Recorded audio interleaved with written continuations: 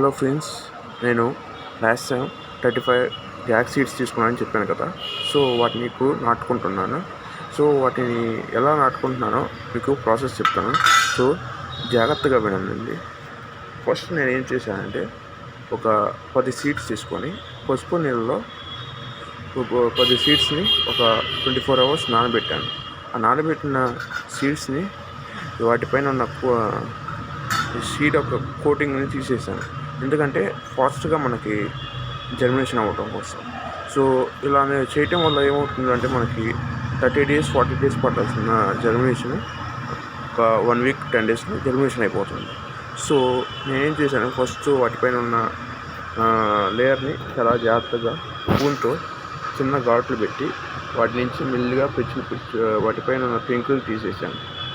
Coating, వాటిపైన ఉన్న coating protection layer అది తీసిన తర్వాత వాటిని ఏం చేశానంటే పట్టాతో పెట్టేసి, ఏది మామూలుగా గోతం ఉంటుంది కదా, జూటు కోటం, దాంట్లో విత్తనాలు పెట్టేసి 2 days పాటు ప్రతి 2 గంటలకి నీళ్ళు చల్లుతూ ఉన్నాను.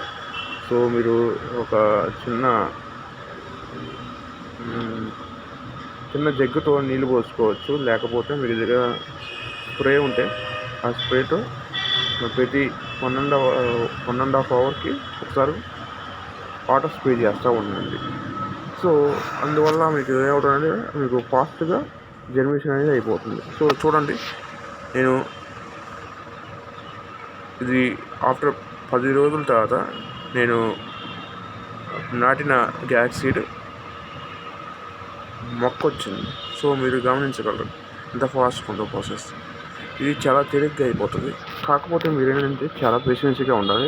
10 days మీరు ఏంటంటే జస్ట్ నీళ్ళు పోస్తూ ఉండాలి. అంటే రోజుకి ఒక 1 లీటర్ నీళ్ళు పోస్తూ ఉండాలి.